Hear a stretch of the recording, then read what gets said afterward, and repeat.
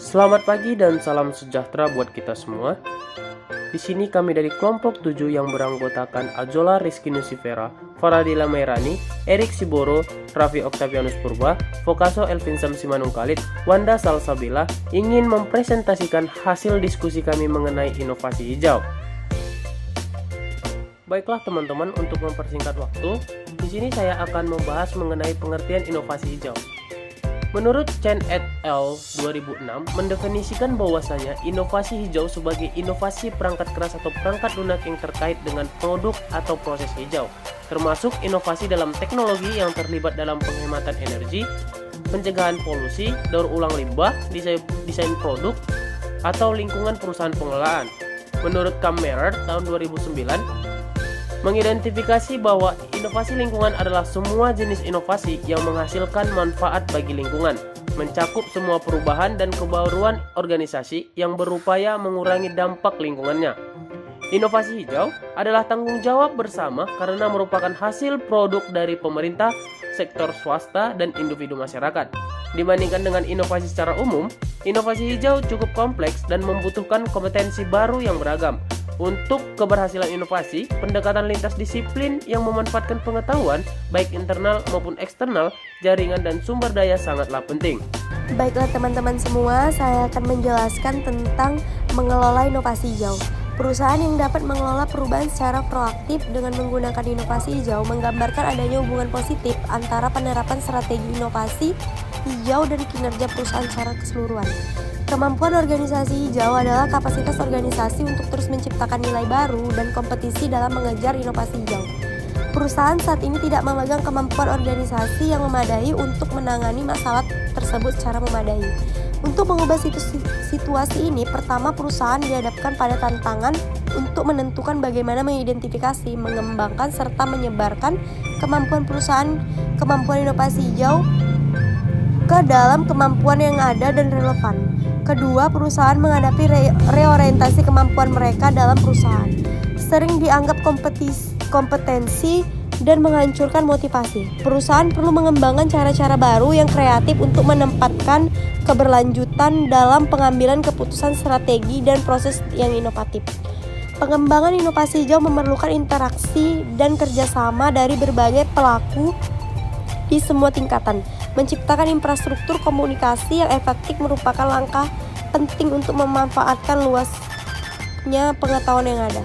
Baiklah teman-teman, selanjutnya saya akan menjelaskan manfaat penerapan inovasi hijau pada usaha kecil menengah.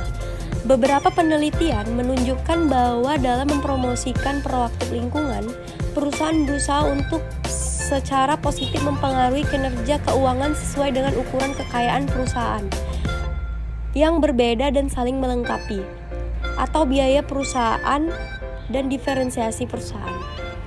Beberapa perusahaan juga mengakui pentingnya perlindungan lingkungan yang memiliki beberapa keuntungan bagi perusahaan selain manfaatnya bagi lingkungan. Dari perspektif yang berbeda, inovasi ramah lingkungan mengembangkan tidak hanya kinerja lingkungan perusahaan, tetapi juga memberikan keunggulan kompetitif. Menurut Chen et al. 2006, pengukuran keunggulan kompetitif perusahaan antara lain: 1. Perusahaan memiliki keunggulan kompetitif dengan biaya rendah dibandingkan dengan pesaing lain.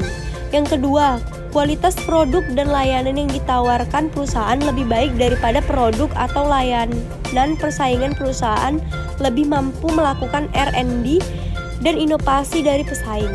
Yang ketiga, perusahaan memiliki kemampuan manajerial yang lebih baik daripada pesaing. Yang keempat, probabilitas perusahaan lebih baik. Yang kelima, pertumbuhan perusahaan melebihi pesaing. Yang keenam, perusahaan adalah pergerakan pertama di beberapa bidang penting yang menempati posisi penting. Yang ketujuh, citra perusahaan dari perusahaan lebih baik daripada pesaing. Pengukuran kinerja serta keberhasilan perusahaan dalam mengadopsi inovasi produk hijau terdiri dari 4 item, antara lain yang pertama ialah menggunakan bahan-bahan yang memberikan dampak negatif digunakan paling sedikit dalam melakukan pengembangan atau desain produk. Yang kedua ialah pemilihan bahan-bahan yang mengonsumsi energi dan sumber daya paling sedikit dalam melakukan pengembangan atau desain produk. Yang ketiga ialah penggunaan jumlah bahan paling sedikit, meliputi produk dalam melakukan pengembangan atau desain produk. Yang keempat ialah perusahaan dengan seksama mempertimbangkan apakah produk tersebut mudah didaur ulang, digunakan kembali, serta diuraikan dalam melakukan pengembangan atau desain produk. Pengukuran lainnya yang dapat digunakan sebagai pengukur kinerja perusahaan dalam mengadopsi inovasi proses hijau antara lain proses pembuatan perusahaan secara efektif mengurangi emisi zat berbahaya atau limbah.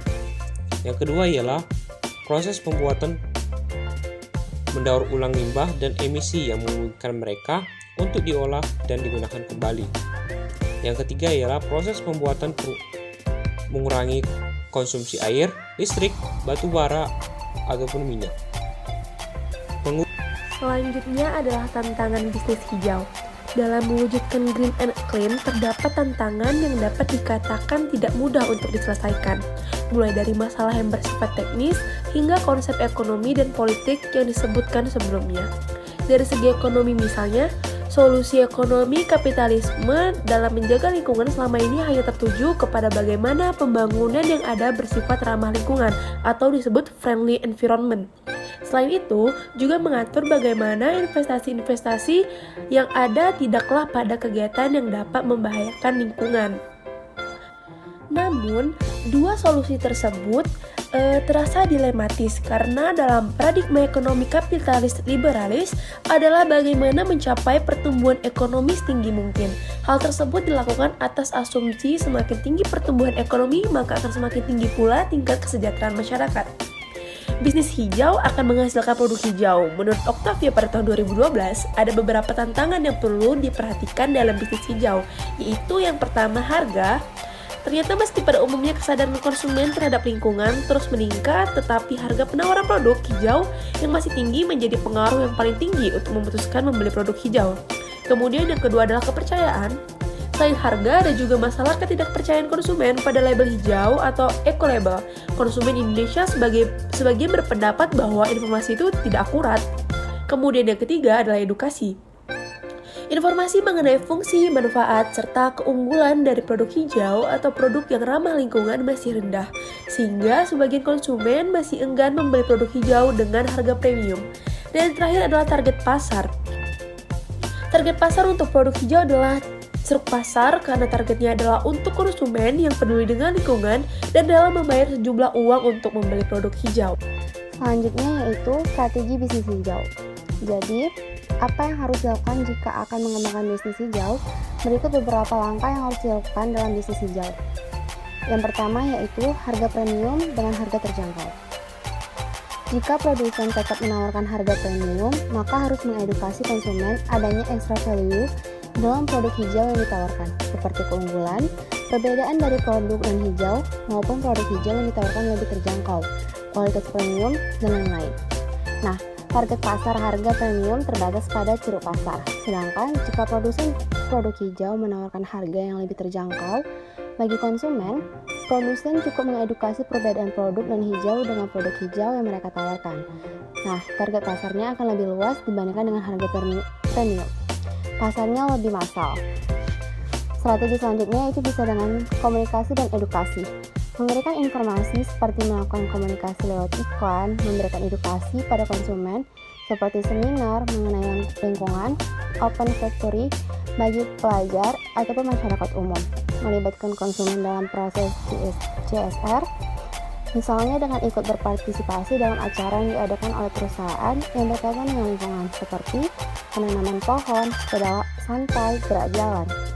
Kegiatan-kegiatan tersebut akan memberikan informasi yang lebih mengenai lingkungan kepada konsumen. Selanjutnya, studi kasus. Yayasan Gita Pertiwi menjadi lembaga yang sejak berdiri telah menjadi satu dari sekian banyak lembaga yang berbangga diri atas dilahirkannya inovasi-inovasi hijau. Melalui pendampingan yang dilakukan di berbagai wilayah, baik di Solo dan sekitarnya, serta di luar Pulau Jawa.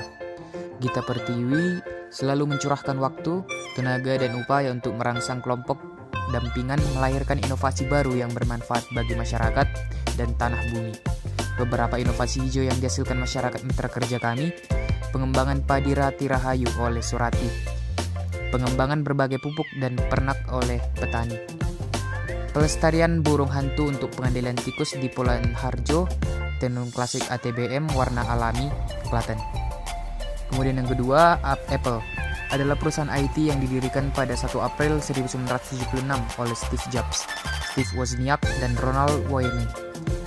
Apple adalah perusahaan as yang mendesain, mengembangkan, dan menjual perangkat elektronik dan perangkat lunak komputer. iPad dan iPhone adalah beberapa produk perusahaan ini yang paling sukses di dunia. Perlu diketahui juga, Apple adalah perusahaan yang sangat peduli terhadap lingkungan alam. Tidak hanya memikirkan inovasi-inovasi dengan tujuan untuk memuka publik, Apple juga menciptakan robot bernama Daisy, yang tugasnya mendaur ulang limbah-limbah yang dihasilkan oleh pabrik demi kesehatan lingkungan alam.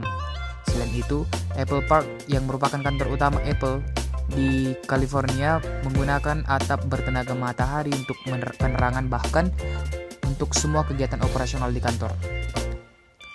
Pada bagian kesimpulan, inovasi hijau adalah semua jenis inovasi yang menghasilkan manfaat bagi lingkungan, mencakup semua perubahan dan kebaruan organisasi yang berupaya mengurangi dampak lingkungannya. Implementasian bisnis hijau bertumpu pada tindakan mengedepankan lingkungan dan tanggung jawab sosial. Dan untuk mewujudkan diperlukan keseriusan dan komitmen dari semua stakeholders. Green business memiliki makna sebagai sebuah proses untuk mengkonfigurasi ulang proses bisnis dan infrastruktur guna menghasilkan manfaat yang lebih baik lagi bagi lingkungan, manusia, dan nilai investasi ekonomis. Dan pada saat yang bersamaan meningkatkan kualitas perilaku manusia, mengurangi emisi gas, mengurangi eksploitasi atau penyalahgunaan sumber daya alam, mengurangi sampah lingkungan, dan menurunkan kesenjangan sosial. Di dalam green business, ditekankan bagaimana cara untuk menerapkan atau menciptakan suatu sistem yang tujuannya mengurangi dampak negatif dari aktivitas suatu perusahaan.